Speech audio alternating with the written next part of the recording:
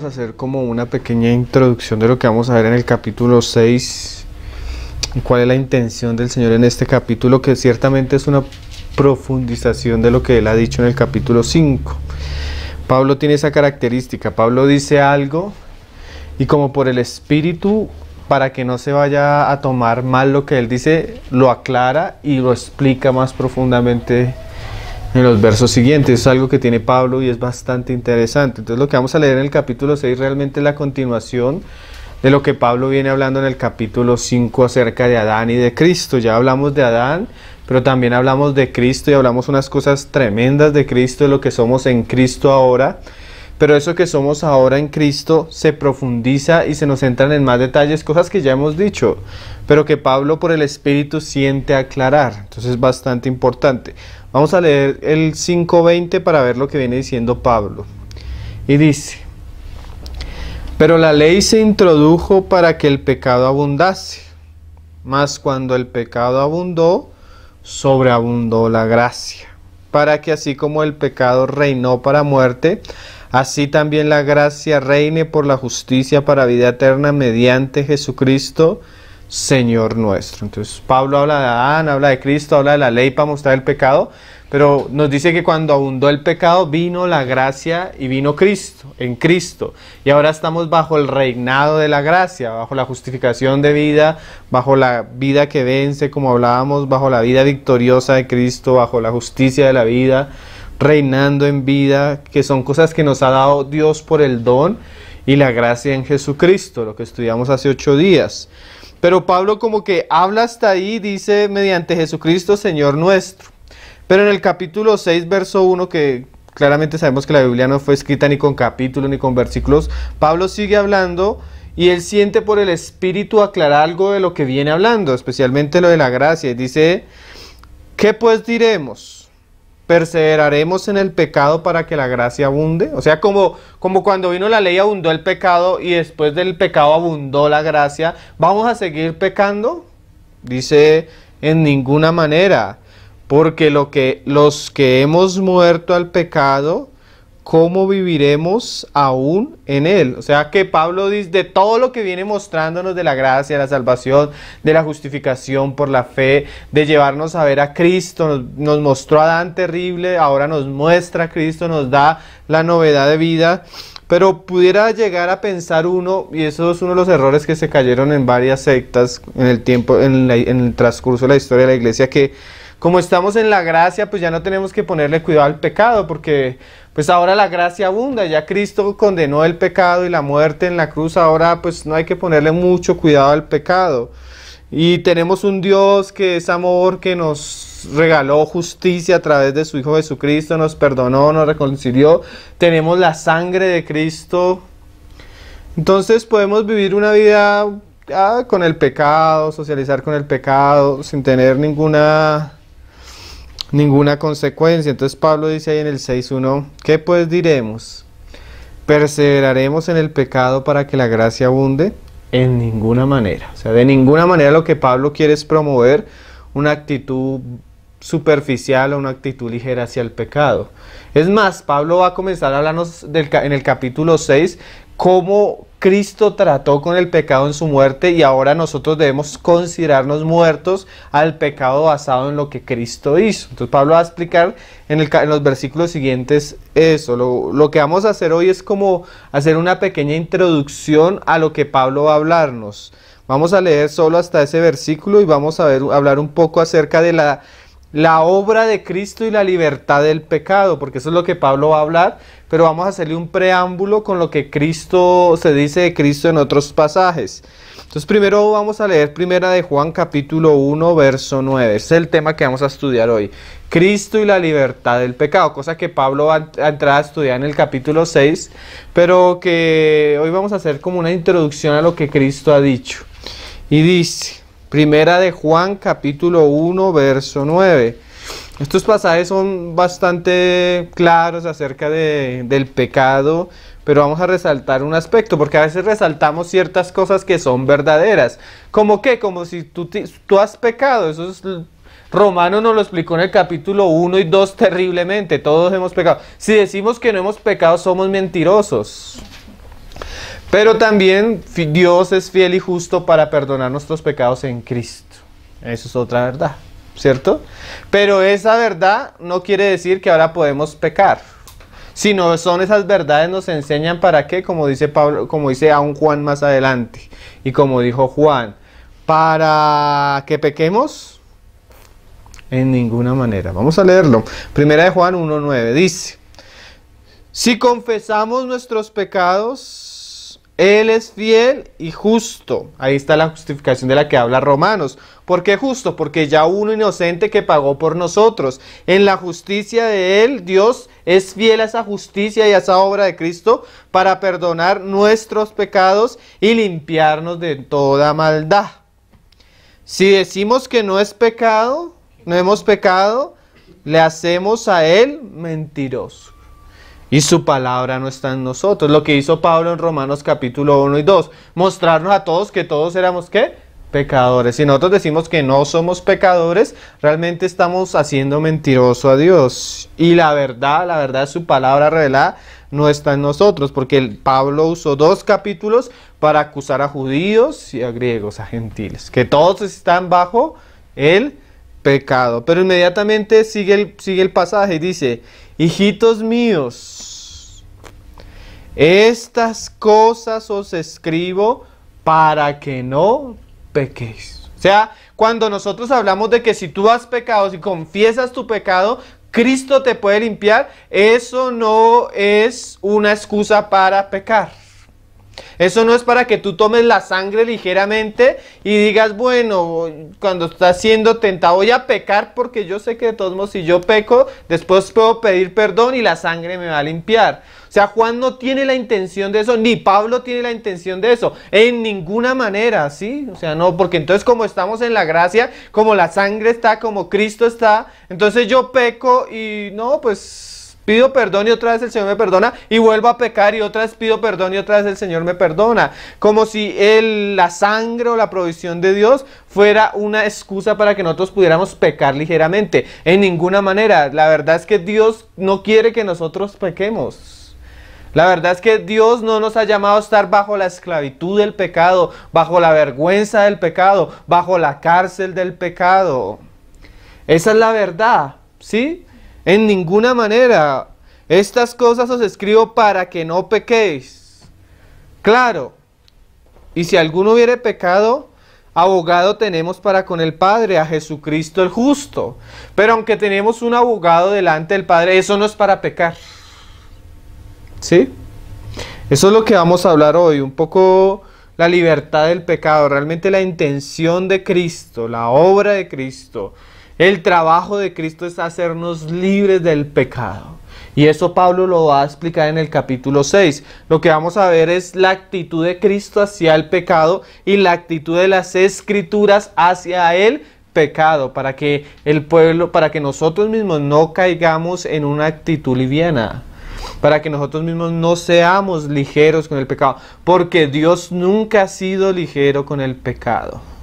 ¿Sí?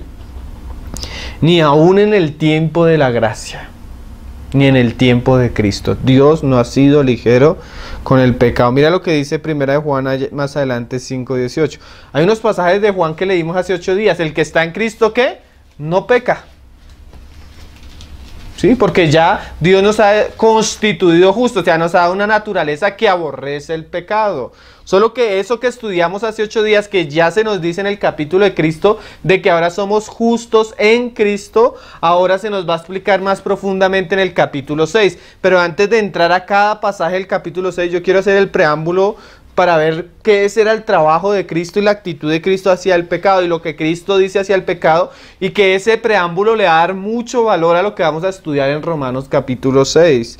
Mira lo que dice Juan ahí en el 5:18. Sabemos que todo aquel que ha nacido de Dios no practica el pecado. ¿Por qué? Pues aquel que fue engendrado por Dios le guarda. Y el maligno no le toca. O sea, hay una manera que Dios, aquellos que han nacido del Espíritu, los guarda para que no pequen. Entonces vamos a ver, y Romanos capítulo 6 explica esa manera, pero esa manera es en una persona. Entonces vamos a tomar la actitud y lo que dijo Cristo acerca del pecado, por lo menos algunos pasajes. Hoy es el preámbulo de Romanos 6. Entonces miren lo que dice Mateo capítulo 1 verso 21, hablando del Señor Jesús.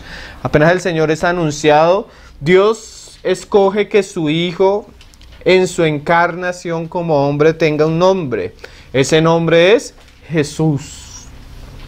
Ese nombre tiene un significado bastante importante en lo que vamos a estudiar. Mateo capítulo 1 verso 21, y dice, ese nombre es bastante significativo. Dice, y darás a luz un hijo. Acuerdan que él tenía que ser hombre, porque Adán, un hombre, fue el que pecó y destruyó la naturaleza y la raza humana que estaba en su simiente. Asimismo, el hombre que iba a redimir era el Mesías, y ese tenía que ser hombre. De eso hablamos hace 8 días.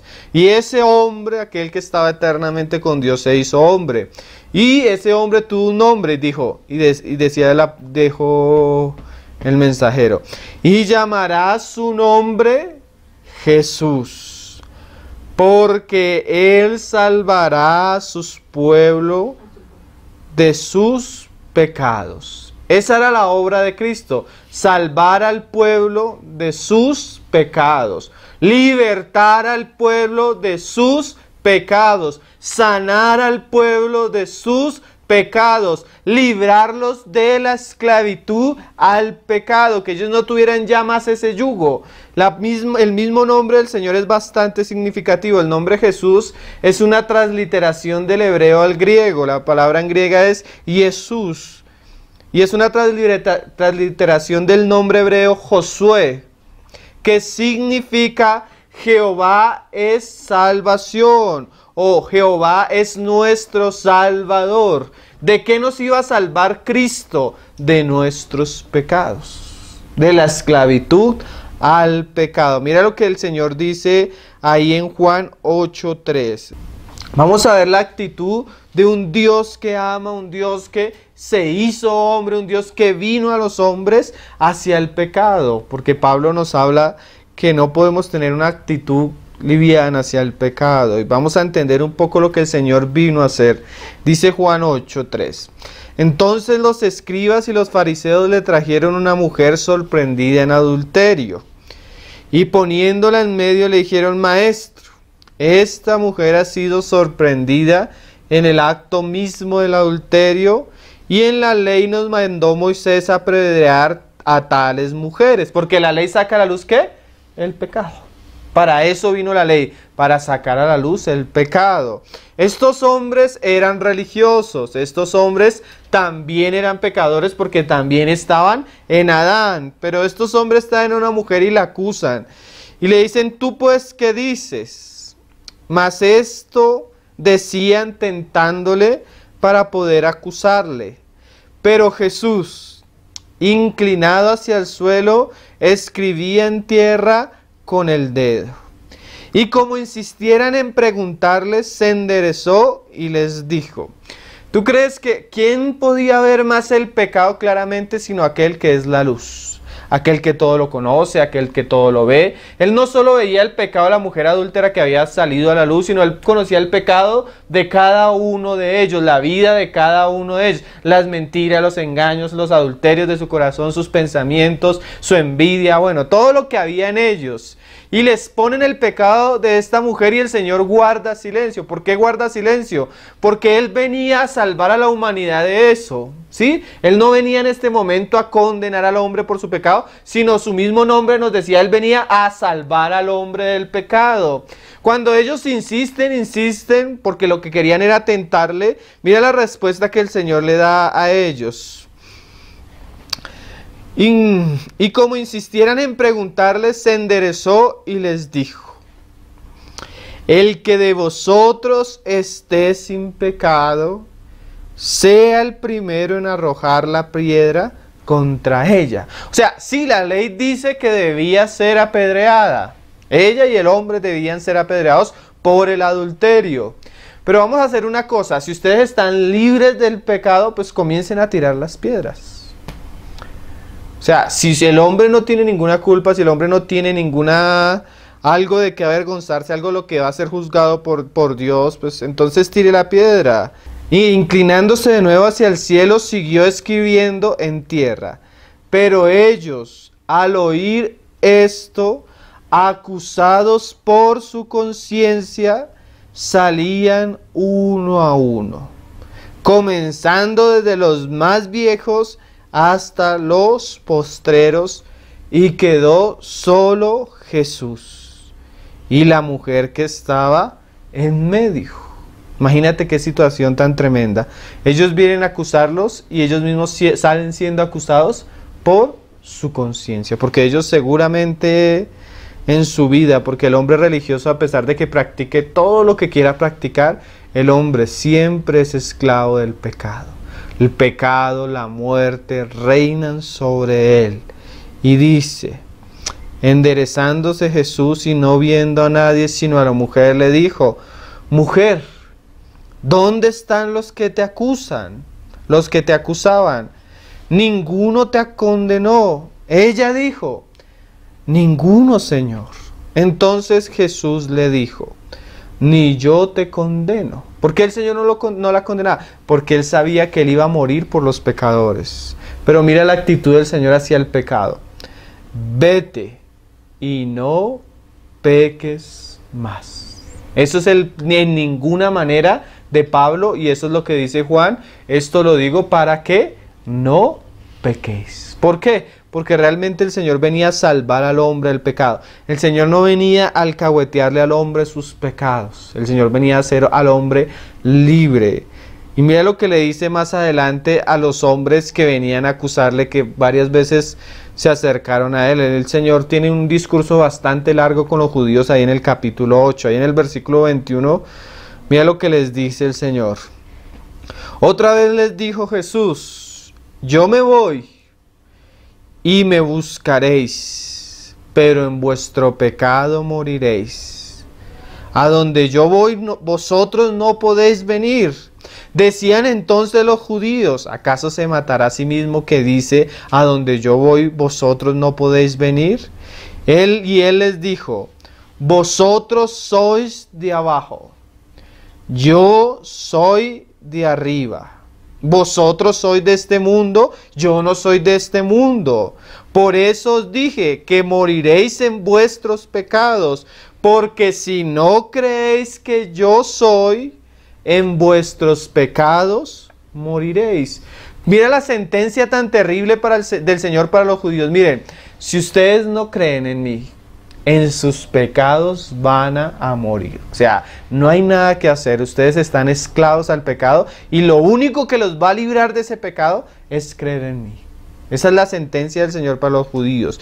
Pero en medio de la sentencia del Señor para los judíos, más adelante, el Señor le promete a algunos libertad del pecado. Y eso es lo que vamos a ver hoy. La libertad del pecado que Cristo vino a hacer, porque su nombre mismo lo decía. Jesús, Salvador. ¿De qué? De nuestros pecados. De lo que va a hablar Romanos 6. Dice Juan 8:31. Dijo entonces Jesús a los judíos que habían creído en él. Habían judíos que realmente no creyeron. En sí la nación como tal no creyó, pero habían judíos que habían creído en él. Mira lo que le dice a los que habían creído en él. ¿Quiénes son los que creen en él? Los que tienen vida eterna, los que nacen de nuevo, los que son justificados por la fe, los que han sido puestos en Cristo por la fe, los que van a ser salvos por Cristo en la obra de Cristo. Esos son todos los creyentes. Pero pasar de ser creyente, ahorita lo vamos a ver, a ser un discípulo es diferente. Hay creyentes que nunca van a experimentar lo que es la libertad del pecado. ¿Por qué? Porque aunque creen, no son discípulos. En cambio, los discípulos que perseveran, los que llegan a ser discípulos, el Señor les promete la libertad del pecado. Cosas que Pablo va a hablar en Romanos capítulo 6. Y ahí es donde vamos a ver la importancia de Romanos capítulo 6. Porque el Señor nos va a mostrar acá que la libertad que Él viene a darle a los hombres es en base a la revelación de la palabra a sus discípulos. Mira cómo dice ahí el Señor. Si vosotros permanecéis en mi palabra y seréis verdaderamente mis discípulos y conoceréis la verdad y la verdad os hará libres. O sea que los judíos que no creyeran en él, ciertamente en sus pecados van a morir. Pero a los que habían creído en él, se les dice algo que les va a dar la libertad sobre el pecado. No hay nada que anhele más un cristiano nacido de nuevo. No hay nada que él guste más, no hay nada que satisfaga más la vida del creyente que el ser libre del pecado. Así como no hay nada que más avergüence, así como no hay nada que más dañe la vida espiritual, que dañe la comunión, la vida de la iglesia, que el pecado. ¿Sí? No hay nada más que desea el verdadero hombre de Dios que ser libre de esa naturaleza corrupta que lo lleva esclavo y constantemente a deshonrar el nombre del Señor en su vida. Eso no hay nada más terrible. El cristiano que ama a Dios, lo que más le duele es su pecado. Y lo que más desea es conocer la libertad del pecado. Porque lo que más destruye es el pecado. ¿Qué puede dañar nuestra relación con Dios? ¿Qué puede dañar nuestro testimonio? ¿Qué puede dañar nuestra familia? ¿Qué puede dañar la iglesia? Nuestros pecados. Así sean ocultos. Porque a veces la iglesia no es lo que es. Porque hay pecados que están corrompiendo por dentro a los hombres y las mujeres que componen en la iglesia. Como a veces tú ves un armario por fuera y tú lo ves por fuera, oye, está bonito, bien pintado, y lo abres y por dentro el gorgojo se lo está comiendo. Muchas veces la vida de los cristianos es así. Por fuera aparentamos una cosa, pero por dentro el gorgojo nos está comiendo. Y el Señor lo sabe, y el Señor vino a salvarnos. Él es Josué, Él es el libertador, Él es Jehová nuestro Salvador. ¿De qué? De nuestros pecados. Pero el Señor comienza a mostrarnos en este pasaje cuál es la clave para vencer y ser libres del pecado. Cosas que Pablo va a explicar en el capítulo 6. Simplemente hoy vamos a hacer la introducción basado en lo que el mismo Señor Jesús nos dijo. Eso le va a dar un valor tremendo a lo que vamos a estudiar en Romanos, que ya hemos venido estudiando. Mira lo que dice el Señor, ahora sí, palabra por palabra. Primero hay que creer en Él. El que no cree en Él, en sus pecados va a morir. Pero el que cree en Él, nace nuevo. Es constituido por la naturaleza de Cristo. Pero hay algo que el Señor pone como un condicional. Tú puedes ser creyente, pero si no haces esto, nunca vas a experimentar la vida eterna. Tú tienes vida eterna, pero una cosa es tomar esa vida y permitir que esa vida te lleve a un andar en novedad de vida. Tú eres hijo por la fe y el que cree en Él tiene vida eterna y no vendrá a muerte jamás, sino ha pasado de muerte a vida y nunca será condenado. Es una obra que el Señor nos promete basado en su muerte, que es la justificación, que nunca seremos de alguna manera condenados eternamente porque nuestra condenación la llevó Cristo. Pero esa vida eterna, que es la vida de Dios que Cristo nos ha dado, debe expresarse en nuestra manera de vivir, en nuestra manera de andar, especialmente en relación al pecado. Eso lo va a tratar Pablo en Romanos. Pero eso solo se va a expresar, la libertad del pecado, sí. ¿Cuál es el sí que el Señor primero pone? Porque son varias cosas. Si esto y esto y esto. Son varias cosas que debemos vivir, que son claramente lo que Pablo va a explicar en Romanos 6. Dice, primero, si vosotros permaneciereis en mi palabra, ¿qué pasará? Seréis verdaderamente mis discípulos. O sea, el que permanece en la palabra es discípulo. ¿Y el discípulo qué va a hacer? Conocer la verdad a través de la palabra. Y esa verdad va a producir algo en la vida del discípulo. ¿Qué es eso? La libertad. Ahorita vamos a ver que está hablando del pecado. Entonces lo primero que se le dice al hombre es permanecer. La palabra en griego es meno, que eso es permanecer, que significa quedarse, vivir, habitar, aguardar. Algo así como lo que hicieron con los discípulos con el Señor. Eso los hizo discípulos que vivían con Él, que estaban con Él, que aguardaban con Él, que caminaban con Él. Eso es permanecer. Pero Cristo ya no está. Cristo está en la gloria. Pero Cristo nos dio su Espíritu y nos dio algo tremendamente precioso, su palabra. ¿Sí? Ahora, como una persona es discípulo, si ya no podemos andar detrás de Cristo, comer con Cristo, dormir con Cristo, vivir con Cristo, como lo hicieron los discípulos, la actitud de nosotros hacia la palabra nos vuelve discípulos. Si ustedes, ¿qué? Permanecen en mi palabra, o sea, viven en mi palabra, habitan en mi palabra, aguardan mi palabra, seréis verdaderamente mis discípulos, porque hay gente que dice que es seguidora de Cristo, pero no es seguidora de Cristo. Solo busca a Cristo por los beneficios, por ciertas cosas. Pero el verdadero discípulo de Cristo ama la palabra, persevera la palabra, escucha la palabra, medita la palabra, busca tener momentos en torno a la palabra.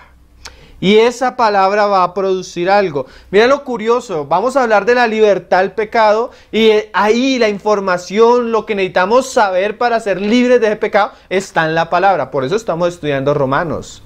No es un estudio por llenar un espacio, no es por algo. Realmente cuando yo le estoy orando al Señor sobre qué libro deberíamos tratar para tratar ciertos asuntos, especialmente del pecado, el Señor me volvió los ojos a Romanos. Porque no hay un libro más claro donde Dios detalle la salvación y la vida que quiere para el creyente que el libro de Romanos. Ahí claramente podemos entender todas aquellas verdades que debemos conocer para ser libres del pecado.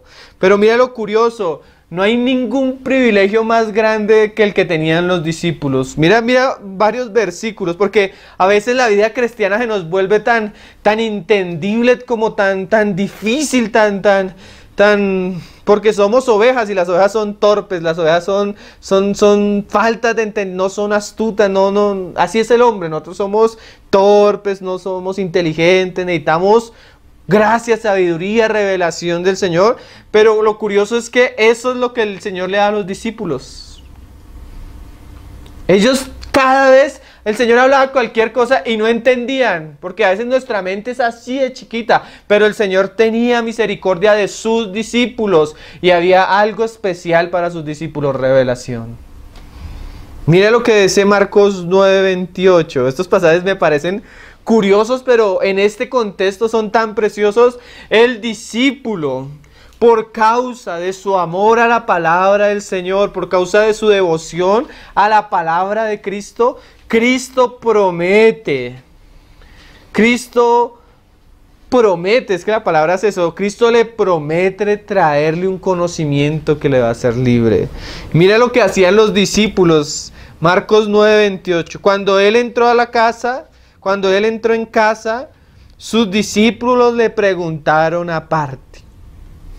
Marcos 9:28. Sus discípulos le preguntaron aparte, ¿por qué nosotros no pudimos echarle fuera? Hablando de la expulsión de un demonio. Ellos tuvieron una experiencia, ellos no se dieron cuenta por qué ellos no pudieron expulsar el demonio. Toda la situación pasó, pero ellos tenían una ventaja, ellos permanecían. ¿Saben qué es permanecer? Es que a veces vemos, escuchamos, se nos dice cosas y no entendemos, pero no quedamos así. El discípulo tiene la posibilidad, el privilegio de acercarse al Señor y decirle: Señor, no entiendo. Señor, no sé. Señor, yo quiero saber, pero no sé. Señor, yo quiero experimentar, pero no experimento. Señor, yo quiero vencer, pero no venzo. Explícame, Señor. Qué privilegio, ¿no? Eso lo tiene el discípulo. Eso no lo tiene la persona. Los del mundo, el incrédulo venía y el Señor le hablaba por parábolas. Venía, oía, no entendía y se iba. El discípulo a veces le pasaba lo mismo. Venía, no, él no venía, él estaba. Permanecía. Él estaba, oía, no entendía. Los otros se iban, él se quedaba y preguntaba. Eso es permanecer. Eso es un privilegio grandísimo, hermanos. El privilegio que el Señor nos está dando de estudiar la palabra es algo que no tienen todos, hermanos. Y es algo que puede producir en nosotros cosas preciosamente valiosas. Cosas a las que vino Cristo, a hacernos libres, A eso vino, Él es nuestro Salvador. En el Marcos 10:10, otra ocasión, dice, Marcos 10:10, en casa. Hay gente que sigue al Señor solo allá, cuando es el ministerio público. Hay gente que sigue al Señor en el ministerio privado. ¿Cuál es el ministerio privado? El ministerio de los discípulos. En casa volvieron los discípulos a preguntarle lo mismo. O sea, ya habían preguntado, no entendieron y volvieron a preguntar de lo mismo. Eso es perseverar, hermano. Hay muchas dudas, hay muchas cosas que no entendemos, hay muchas cosas que no comprendemos, pero en la medida que volvemos al Señor, preguntamos una vez, preguntamos 2 veces, preguntamos 3 veces, porque el Señor es paciente y conoce lo pequeña que es nuestra mente, lo difícil que a veces es nuestra vida, nuestra experiencia, pero el discípulo tiene ese privilegio, permanecer, volver al Señor, preguntar una y otra vez. El Señor a veces nos responde una cosa otra vez. Usted no ha tenido la experiencia, ha leído un libro y el libro lo impactó tremendamente, pero no lo afectó tanto como debería afectarlo. Después lo vuelve a leer y vuelve a afectarlo otra vez. El Señor le da vida a esas palabras y lo vuelve, pero parece que no lo afectó lo suficiente. Y vuelve otra vez y usted encuentra otra vez que Cristo le está hablando. ¿Por qué? Porque Él sabe lo lento que somos a veces para caminar. Pero Él sabe cuán es necesario y nos vuelve y es paciente. Un día les dijo, bueno, varias veces el Señor parece ser que les habló porque ya eran muy lentos para aprender. Tampoco podemos hacernos tan lentos. Es bueno preguntar, es bueno, pero es bueno que maduremos porque el Señor le dijo a la iglesia, a los hebreos, por la epístola a los hebreos, debiendo ya ser ancianos, debiendo ustedes enseñaros, es necesario que os vuelva a hablar las mismas cosas. Ellos ya se habían hecho tardos para oír, ya habían tomado una actitud bastante terrible hacia la palabra. Pero el que es discípulo y vuelve al Señor y pregunta al Señor, siempre el Señor le responde, hermanos. Él vino a eso, a enseñarnos, a guiarnos, a dirigirnos. Y eso es precioso. A veces uno se desespera con las personas. Ya te dije una vez esto y esto. Y la persona lo vuelve a hacer. No me entendió que le dije esto una vez. Pero así somos, ¿no? Y el Señor es paciente con nosotros. Ese es el privilegio de los discípulos. La persona del mundo oye la palabra, no la entiende, como la parábola del sembrador, y viene el maligno y la roba. El creyente oye la palabra y tal vez no entiende, pero Cristo le puede enseñar, Cristo le puede explicar. Mira lo que dice ahí en Lucas 8, verso 9. El que persevera en la palabra se vuelve discípulo. Lucas 8, verso 9. Dice, y sus discípulos le preguntaron. Qué cosas, ¿no? Eso siempre está ahí. Diciendo, ¿qué significa esta parábola? Y él dijo, a vosotros, qué frases, hermano, os es dado conocer los misterios del reino de Dios. O sea, es como si les estuviera diciendo, eso está bien que pregunten, porque la información es para ustedes, el conocimiento es para ustedes, la revelación es para ustedes. Uy, a mí eso me impresiona. Pero a los otros por parábolas, para que viendo no vean y oyendo no entiendan. Uy, qué cosas. ¿Saben que ese libro que estamos leyendo, Romanos, es para ver? Es para entender. A veces uno lo lee. Yo cuando lo estudio para enseñarlo, a veces uno lo lee la primera vez y dice, wow, qué piedra. ¿No les ha pasado que usted lee el capítulo completo y usted dice, qué piedra, qué querrá decir? Pero cuando tú comienzas a pedirle al Señor y a poner cada cosa en su lugar, a buscar en las Escrituras, tú te encuentras con cosas preciosas. Mira, imagínate, llevamos 5 capítulos del libro de Romanos y ya llevamos 16 prédicas. Y seguramente donde hubiéramos querido, el Señor nos hubiera querido profundizar en otras cosas, lo hubiéramos hecho. O sea, es tan rico ese libro, tanta enseñanza, y es para nosotros. Eso es precioso. Para los discípulos, para los que son torpes y no entienden, el Señor les dejó libros claros para enseñarles lo que es la vida cristiana. Eso es precioso, ¿no? ¿Saben qué dicen del Corán? Que es un libro que nadie entiende. Es un libro que no es ordenado, que no es una enseñanza clara, sino cada el que lo lee tiene que interpretarlo a su manera porque no se puede entender de una manera clara. ¿Sí? Frases sin sentidos unas con otras. Pero la palabra del Señor no es así. No hay nada. El libro de Romanos es como la explicación detallada, ¿no? Pablo dice algo y lo explica y lo vuelve a explicar y aclara. No digo esto para esto, sino por esto y esto, ¿sí? Para que no me entiendan mal, para que no... ¿Eso qué quiere decir? El Espíritu nos dejó ese libro de enseñanza, ¿no? Precioso.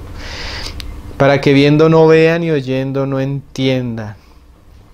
Imagínate que el Señor nos pueda dar una información a veces que además el discípulo tiene muchos privilegios. Mira esta situación. Juan capítulo 13. Están en la cena.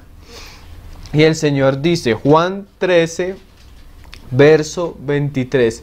Están en la cena y el Señor dice, el que coma. Hay uno de ustedes que me va a entregar. Sí, están todos sentados en el Señor. Dice, hay uno de ustedes que me va a entregar. Y Pedro, porque Pedro conoció que era ser discípulo, Pedro le dice a Juan, eso lo tiene el discípulo, hermano. El discípulo le puede preguntar a cosas a Cristo que los otros no, hermanos. Porque para el discípulo es la revelación, para el discípulo es el conocimiento. Y dice, y uno de sus discípulos, al cual Jesús amaba, estaba recostado al lado de Jesús. Y entre más cercano al Señor, más conocimiento, más revelación, más sabiduría. A este pues Jesús, pues hizo señas Pedro, para que preguntase quién era aquel de quien hablaba. Él entonces, el otro lo entendió, y mira estas frases, recostado cerca del pecho de Jesús. Uy, eso habla de intimidad, ¿no? Cuando uno está con la palabra del Señor es así, hermanos. Estos momentos pueden llegar a ser tan sublimes, hermano. El estar delante de la palabra es como estar recostado al pecho del Señor. ¿Usted no ha sentido a veces que usted percibe tanto el aroma de Cristo? Cuando estamos reunidos, cuando la iglesia está reunida a los pies de la palabra. Y dice, y le dijo, y yo me imagino como así pasito para que los otros no se dieran cuenta, Señor, ¿quién es? Como secreto, así como algo que no le va a contar a todos. Y así es la libertad del pecado. Es para los discípulos, a los que permanecen en la palabra. Respondió Jesús, a quien yo diere el pan mojado, aquel es. Y mojando y mira, le dijo y lo hizo. Y mojando el pan, lo dio a Judas Iscariote, hijo de Simón. ¡Qué escena, hermanos! Eso es intimidad, eso es revelación del Señor, ¿no? La revelación es para los cercanos. Miren, hermanos, yo a veces me pongo a pensar. Yo conozco cristianos devotos que aman la palabra, que estudian la palabra, que leen, que se reúnen constantemente, que escuchan mensajes. Y ellos tienen unas luchas terribles con el pecado. ¿Qué será de aquellos que no son constantes? Imagínate, el cristiano que solo viene el domingo, el cristiano que en su casa no estudia, no lee la palabra, no medita. ¿Qué será de la vida de esa persona? Es un asunto serio, ¿no creen? Si el justo con dificultad, dice Pedro, se salvará. No estamos hablando de la salvación eterna, pero sí estamos hablando de la salvación del alma, del reino, de la recompensa. De una vida que vence, una vida que expresa la vida de Cristo. Entonces lo primero que el creyente tiene que ser es discípulo, no solo creer, Él necesita perseverar, necesita andar, habitar con Cristo. Mira lo que decía el Señor ahí en Mateo 13, verso 16. El Señor le hablaba a sus discípulos y les decía, y estas son palabras preciosas. Dice Mateo 13, verso 16. Pero bienaventurados vuestros ojos. Es el mismo que ahorita leíamos sobre las parábolas. Bienaventurados vuestros ojos porque ven, y vuestros oídos porque oyen. Porque de cierto os digo que muchos profetas y justos desearon ver lo que veis y no lo vieron, y oír lo que oís y no lo oyeron. Imagínate. Muchos de aquellos que hablaron, que vivieron para el Señor, que murieron para el Señor, desearon oír y entender lo que hoy en día nosotros oímos, vemos con nuestros ojos. Qué frases, ¿no? Más atrás dice el Señor ahí en el capítulo 11. ¿Saben que eso de la revelación de los discípulos es tan cierto? Yo he tenido una experiencia que me parece interesante según lo que estamos hablando. Uno conoce los hermanos que perseveran en las reuniones y todo, y más como somos pocos sabemos quiénes vienen. Hay veces hay un hermano que nunca viene, que uno sabe que es una persona liviana con la palabra, y esa persona viene a la reunión un día, así cualquiera, en la que muchas veces nosotros perseveramos, y viene y uno siente que cuando va a hablar no hay un mismo fluir del Espíritu. Qué cosas, ¿no? A veces los oyentes discípulos abren la palabra, pero el oyente que no es discípulo como que la cierra. Y es un misterio porque cuando uno está hablando uno ve cuando el Espíritu da gracia y está alumbrando, pero uno también cuando está hablando percibe cuando el Espíritu se cierra y como que uno quiere hablar pero no hay oídos. Qué cosas, ¿no? El hermano Christian Chen tiene un libro que se llama El Ministerio de la Palabra, y él decía eso: el público puede abrir las escrituras al predicador o se las puede cerrar. Qué misterio. Pero así es, hermano. Mateo 11, 25. El Señor no solo les decía a sus discípulos: ustedes son dichosos. Ustedes pueden oír y entender, pueden ver. Un día el Señor dice que dio como una vuelta así como de alabanza. Dice: en aquel tiempo respondiendo Jesús dijo: te alabo, Padre, Señor del cielo y de la tierra, porque escondiste estas cosas de los sabios y de los entendidos y las revelaste a los niños. ¿Cuáles son los niños? Los discípulos. Sí, Padre, porque así te agradó. 11:27, Mateo 11, verso 27. Todas las cosas me fueron entregadas por mi Padre, y nadie conoce al Hijo, porque la verdad es una persona. ¿Sí? Conoceréis la verdad es una persona. Yo soy la verdad, el camino y la vida, dijo Cristo. Y nadie conoce al Hijo sino el Padre, ni el Padre conoce a alguno sino el Hijo. Y mira esta frase: y aquel a quien el Hijo lo quiere revelar. Hay cosas que el Hijo solo le revela a sus discípulos. Yo hace poco vi un documental creo que no me acuerdo si fue History Channel o Discovery Channel, acerca de Apocalipsis. Y eso fueron ante teólogos, intérpretes acerca del Apocalipsis, y el documental largo. Cuando yo lo escuché yo dije: no, yo en el primer capítulo de Apocalipsis sé mucho más de lo que ellos saben. O sea, hablaban del Apocalipsis, pero tú veías como si no lo entendieran. ¿Por qué? Porque son libros sellados para el hombre natural, que Dios nos da a conocer por su Espíritu. Y al Señor le agradó eso. Es una promesa. Si ustedes creen y perseveran en mi palabra, son mis discípulos. Y ya vimos los privilegios que tiene el discípulo. El discípulo puede conocer la verdad. ¿Por qué es tan importante que la persona, por su permanencia en la palabra, conozca la verdad?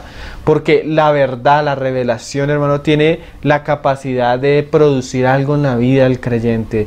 Realmente, si bien no es solo leer, ¿sí? No es solo estudiar, no es solo reunirse. El hermano Paul Washer dice: el cristiano que solo lee solo estudia y no ora, se vuelve orgulloso. ¿Sí? Pero el que solo ora y no estudia, se puede desviar. ¿Sí? Porque se entrega a una vida espiritual sin bases.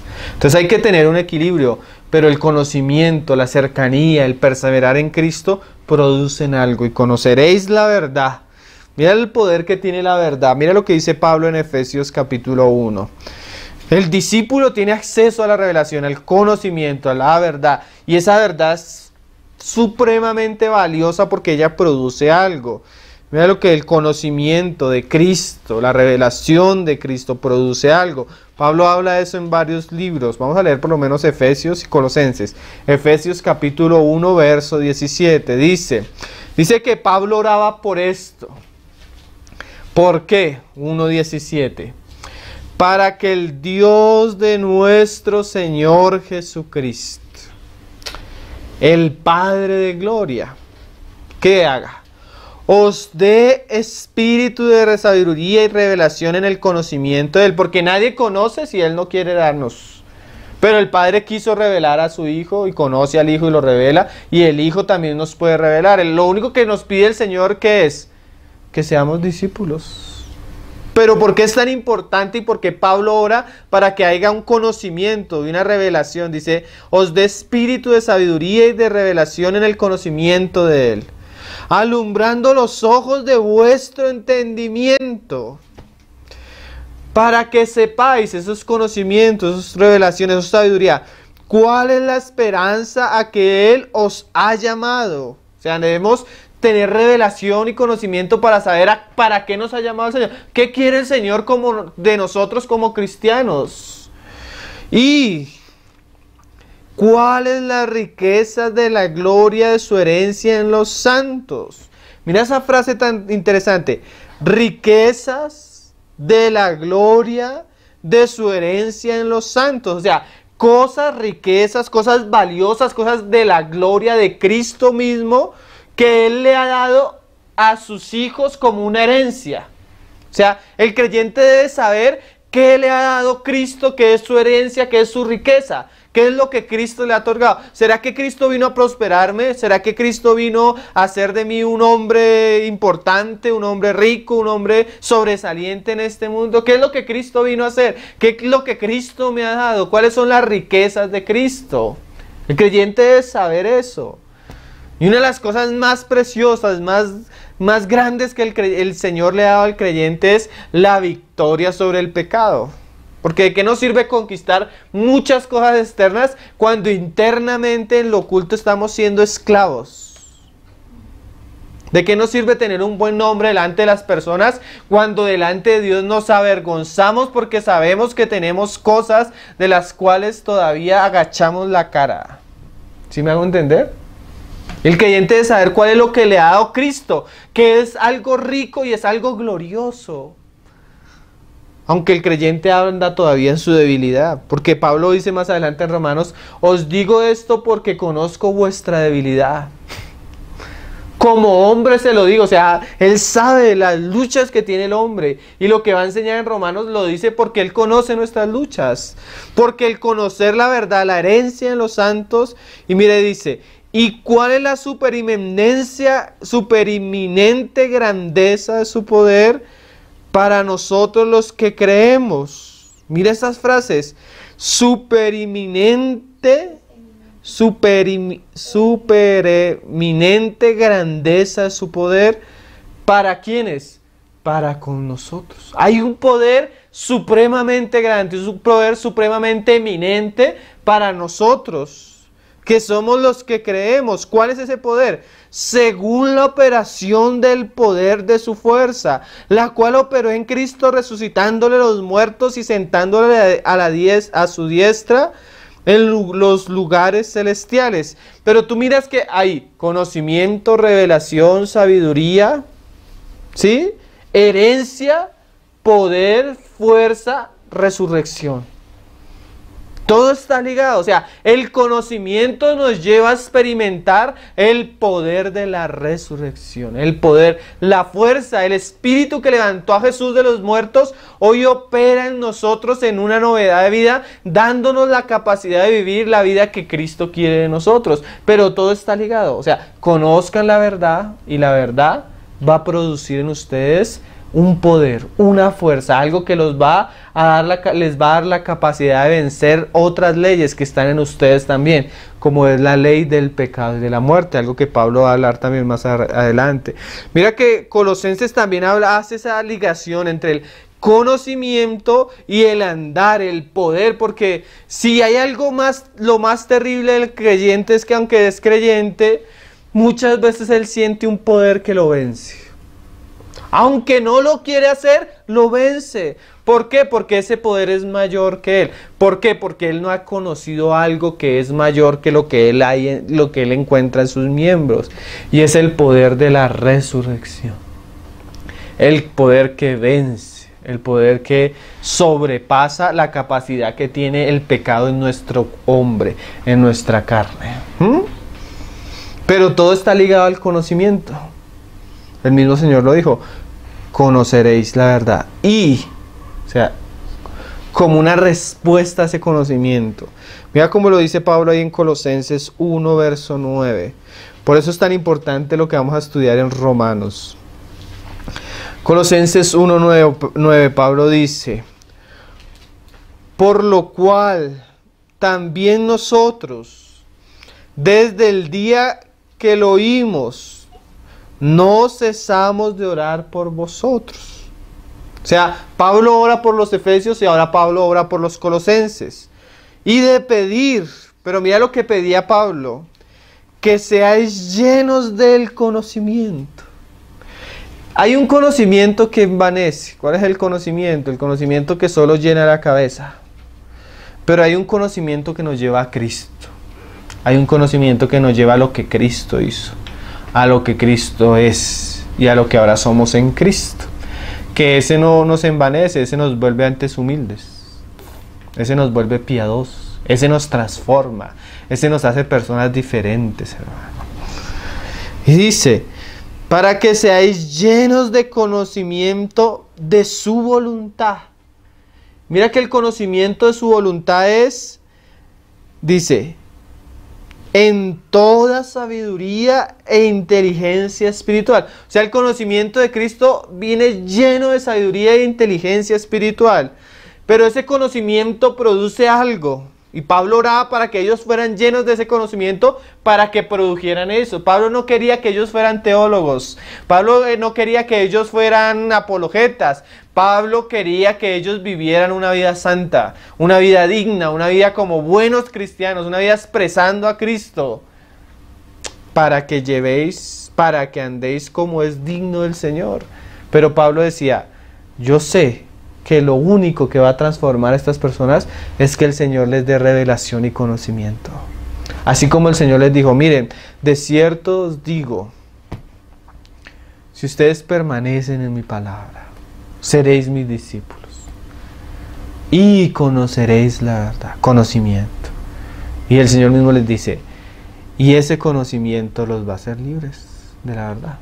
Así Pablo, yo oro para que ustedes tengan espíritu de revelación y de sabiduría, porque eso los va a hacer andar como es digno del Señor. Mira esta frase, agradándole en todo, llevando fruto en toda buena obra, y sigue creciendo en el conocimiento de Dios. Mira que el conocimiento de Dios siempre está ligado al poder, a la fuerza. Fortalecidos con todo poder. Porque a veces somos como, ahí va una loma, así esas bien paradas, y va el carrito. Y el carrito casi no tiene fuerza, y el carrito como que le va a ganar la subida, como que no puede subir. ¿Qué necesita el carro? Poder. A veces nosotros vamos así en nuestra vida cristiana, luchando contra nuestros miembros, luchando contra el mundo, luchando contra el pecado, luchando contra todo.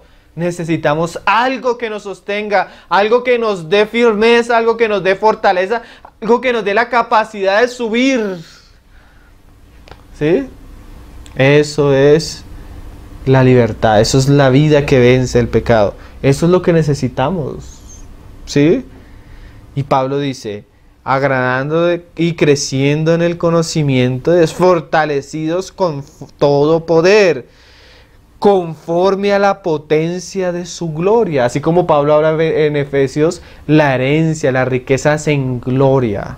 O sea, todo lo que Cristo obtuvo en su exaltación, en su resurrección, para toda paciencia y longanimidad, con gozo dando gracias al Padre que nos hizo actos, mira esa frase, nos hizo actos para participar de la herencia de los santos en luz. Y mira esto que dice Pablo, el cual nos ha librado del poder o de la potestad de las tinieblas y trasladado al reino de su amado Hijo.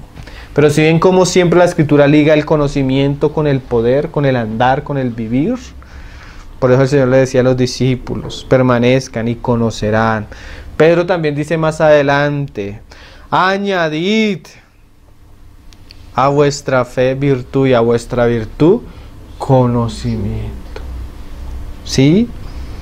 El Señor nos ayuda a perseverar en la palabra, porque ahí vamos a conocer la verdad.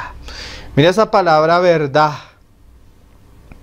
Conoceréis la verdad. La palabra verdad en el griego es aletheia. Es una palabra que significa o se refiere a la sinceridad de los hechos y la realidad. ¿Qué es lo que el Señor está diciendo? Si ustedes permanecen en mi palabra, van a conocer los hechos con claridad. ¿Cuáles hechos? Lo que Cristo hizo y lo que Cristo obtuvo. Pablo no te va a dar métodos para vencer el pecado. Pablo no te va a decir, haz esto, haz aquello. Pablo te va a decir, ¿qué hizo Cristo? Y lo que hizo Cristo lo hizo en ti. Y ahora por la resurrección de Cristo, ahora debes tener una actitud totalmente contraria, de frente contra el pecado. Pero la base de lo que Pablo va a decir, ¿qué es? Los hechos. ¿Cuáles hechos? Los hechos de Cristo. Eso es la verdad. Aletheia es la verdad. Mira, dice, es cuando algo aparece, cuando es algo visto y revelado. Esa es la verdad. Como, ¿cuál es la verdad de un crimen? Entonces, ¿cuál es la verdad? Cuando sacan a la luz las pruebas. Mire, este video, este hombre hizo esto, hizo esto. Eso es la verdad, cuando algo sale a la luz. ¿Qué es el conocimiento de la verdad? Cuando Dios por su Espíritu, cuando estamos bajo las palabras de Dios, nos saca a la luz los hechos. ¿Cuáles hechos? Los hechos de Cristo. ¿Para qué? Para que nosotros por la fe tomemos lo que Cristo hizo y en una fe que es viva, que tiene obras, se exprese de una manera práctica, mostrando el poder que Dios que Dios ha dado a sus hijos para que experimenten la victoria de Cristo. Pero la base de todo eso es ¿qué? La verdad. ¿Cuál es la verdad? Los hechos de Cristo. La realidad de los hechos. Mira lo que el Señor le dijo a los judíos ahí más adelante. Ahí en el verso 33. Cuando el Señor les dice, y conoceréis la verdad y la verdad os hará libres. Los judíos le dijeron, Juan 8, verso 33. O sea, ellos no entendieron nada de lo que el Señor les estaba diciendo. Y le respondieron, linaje de Abraham somos, y jamás hemos sido esclavos de nadie. ¿Cómo dices tú? Seréis libres. Qué corazón tan duro, hermano.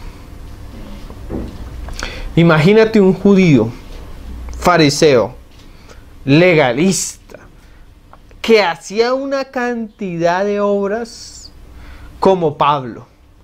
Y Pablo entre más hacía y más hacía y más hacía, ¿saben qué Pablo se dio cuenta con el tiempo? Y él lo dice después, era el peor de los pecadores. Porque esa es una experiencia que aún tienen muchos cristianos. Ellos quieren ser libres y hacen y hacen y hacen, y entre más hacen, más pecadores se ven. Porque el asunto no comienza en lo que hacemos. El asunto es conocer la verdad. ¿Qué es la verdad? Que Dios nos muestra los hechos. ¿Sí? Dios saca a la luz. Eso es la verdad. Cuando Dios saca a la luz los hechos. O sea que nuestra base no está en nuestras obras. Nuestra base está en el hecho de lo que Cristo hizo. Por eso es tan importante Romanos 6. Claro, cuando el creyente ve lo que Cristo hizo, él toma eso y eso le da la capacidad y la fuerza para hacer ciertas cosas que él también tiene que hacer. Pero basado en ¿qué? En Cristo, en el hecho. Y ellos decían, no somos esclavos, ¿cómo tú dices seréis libres? Ellos no creían, y como no creían lo que el Señor les había hecho, en sus pecados iban a morir.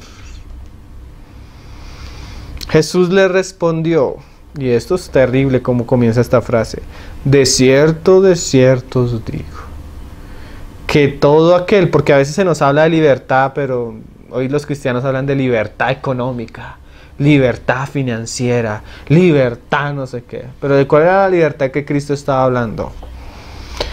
Todo aquel que hace pecado, esclavos del pecado. ¿Qué cosas, no? Tú dices una mentira y te ríes porque te creyeron la mentira. Pero de ahí en adelante tienes que comenzar a vivir bajo esa mentira. Cubrir tu mentira. Entonces te vuelves esclavo ¿de qué? De las mentiras. ¿Sí? Y mira lo terrible. El esclavo no queda en la casa para siempre. Siempre el pecado nos aleja de Dios. Siempre, hermanos. Esa es la consecuencia del pecado. El pecado siempre. ¿Por qué el hijo pródigo no permaneció en la casa de su padre? Más adelante uno se da cuenta. El hermano mayor dice, se fue a gastar, fue la plata con mujeres y tomando. Y había pecado en su corazón.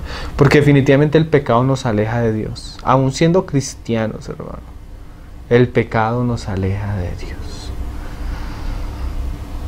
El esclavo no queda en la casa para siempre. Esos cristianos que tú te encuentras, yo fui cristiano, pero no, pero es que, ¿qué pasó? Les ganó su pecado. Que no le gustaba cómo predicaba, que no le gustaba la iglesia. Mentiras. Detrás de todo eso está el pecado, hermanos. Que se alejó porque unos hermanos le pedían plata prestado y no quiso volver porque lo molestaban con eso. Mentiras.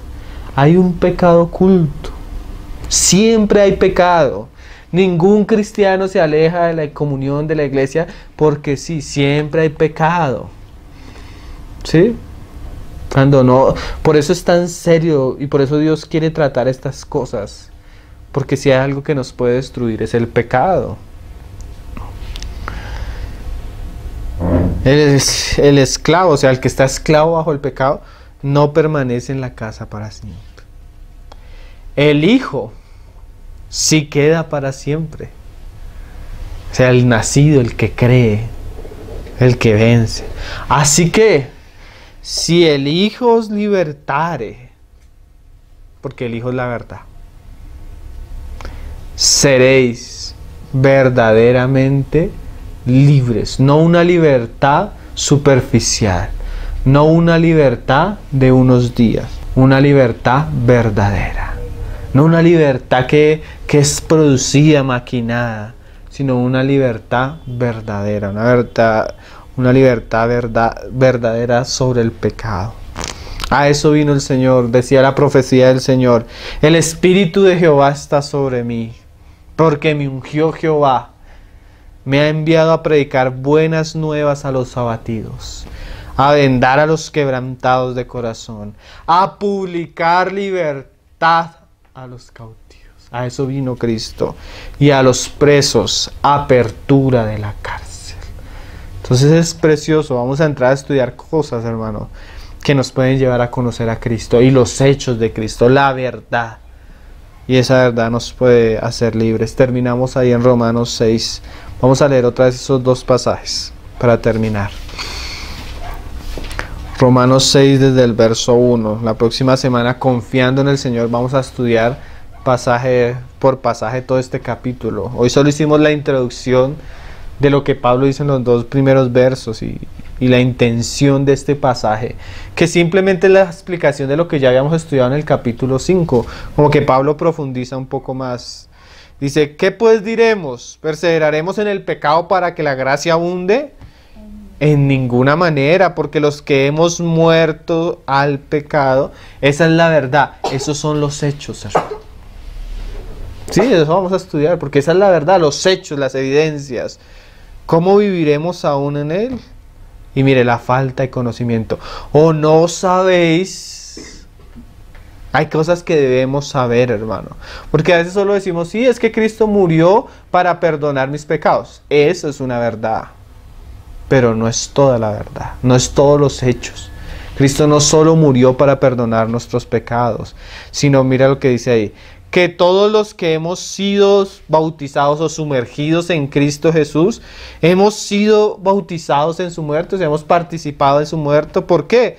Porque somos sepultados juntamente con Él, o sea, Él no murió solo por nuestros pecados, sino nos mató con Él, nos llevó a la cruz con Él, para muerte por el bautismo, a fin, o sea, el fin de todo esto es que, a fin de que como Cristo resucitó de los muertos por la gloria del Padre, ¿qué hagamos nosotros? Experimentemos el poder de su resurrección, el poder de su fuerza, como leíamos en Colosenses y Efesios, así también nosotros andemos en vida nueva. Esa palabra vida en el griego es zoe, que es la vida de Dios, la vida eterna, la vida que vence, la vida que nos asegura a los que creemos, pero no solo en el sentido de que estamos eternamente con Dios, sino que experimentamos el poder de Dios en nuestro andar.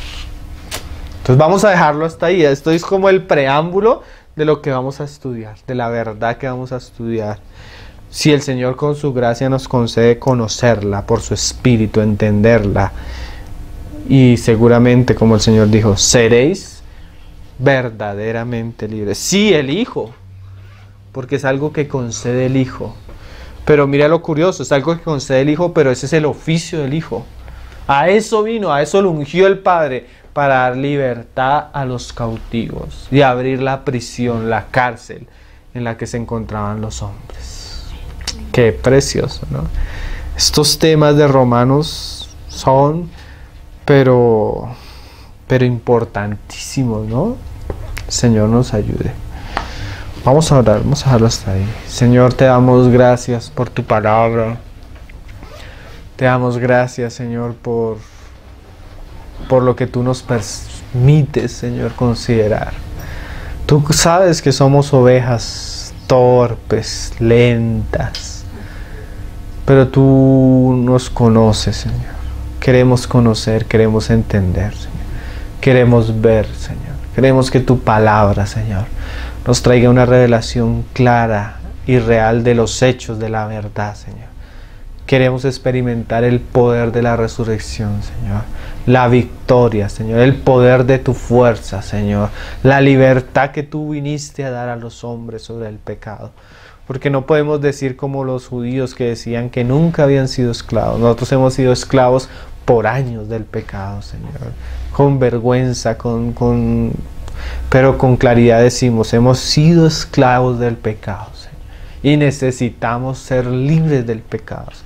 Y precisamos de ti, que tú nos ayudes, que tú nos enseñes, que tú nos guíes por tu palabra para poder experimentar lo que tú has dado como hechos reales, bases de nuestra fe, Señor.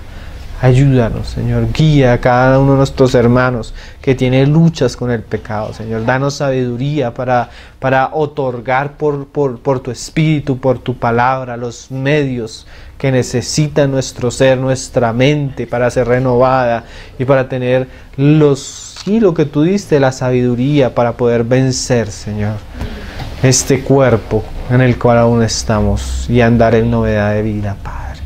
Te lo pedimos en el nombre de tu Hijo Jesús. Danos claridad y luz en estos pasajes. Danos claridad y luz en nuestra vida. Todas aquellas dudas, todo aquello que nosotros todavía no entendemos. Danos guía, Padre. En el nombre precioso de tu Hijo Jesucristo, Señor. Amén, Señor. Amén.